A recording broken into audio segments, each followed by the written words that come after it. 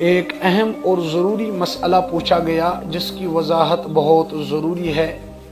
مسئلہ یہ ہے کہ جو بھی انسان دنیا میں آتا ہے ہر ایک کو کپڑوں کی ضرورت پڑتی ہے، کپڑے پہننے پڑتے ہیں، لیکن یہ جو کپڑے بناتا ہے اسے درزی کہتے ہیں۔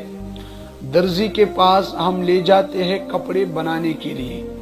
اب مسئلہ یہ ہے جب ہم نے اسے کپڑے دیے بنانے کے لیے، وہ جب تیار کرتا ہے، چاہے کرتا تھا، پائجامہ تھا، شلوار تھا، الغرض جب وہ بنا کے دیتا ہے ان کپڑوں میں سے اس کے پاس ہوتا ہے بچا ہوا کپڑوں کا چھوٹا سا ٹکڑا۔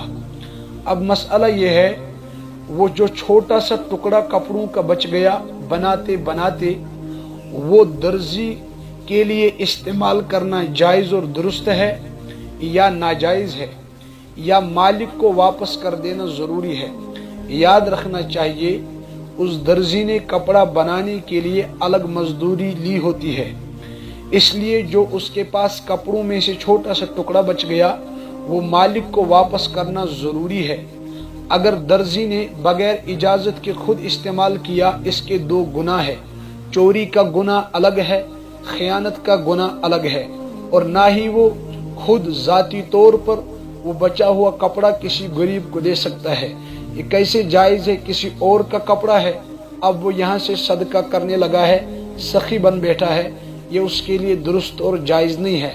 ہاں البتہ کپڑوں کا مالک جانتے ہوئے کہے جو کپڑوں کا ٹکڑا بچ گیا وہ آپ کو میری طرف سے ہدیہ، تو یہ الگ بات ہے، پھر اس کے لیے بھی جائز ہے۔ خیر، اللہ تعالیٰ صحیح فہم عطا فرمائے۔ دوسرا مسئلہ، عورتوں کو لگی ہوتی ہے ہاتھوں میں مہندی، بالوں میں مہندی، یا اسی طرح پیروں میں مہندی۔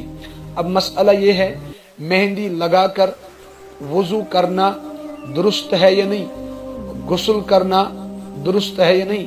یاد رکھنا چاہیے عورتوں کے لیے مہندی لگانے میں کوئی حرج نہیں ہے، بلکہ احادیث سے معلوم ہوتا ہے کہ یہ مستحب عمل ہے، عورتوں کے لیے پسندیدہ عمل ہے مہندی لگانا۔ اگر مہندی لگا کے وضو کرے یہ بھی درست ہے، مہندی لگا کے غسل کرے یہ بھی درست ہے۔ یہاں اور ایک مسئلہ بتاتا چلوں، عورتوں کی عادت ہے کہ نیل پالش لگانے کی، جو وہ ناخنوں پر پالش کرتی ہے، جسے کشمیری میں نم پاؤڈر کہتے ہیں، جو وہ ناخنوں کی پالش ہے، ناخن پر لگی ہوتی ہے، وضو کا پانی پہنچانے میں وہ رکاوٹ ہے۔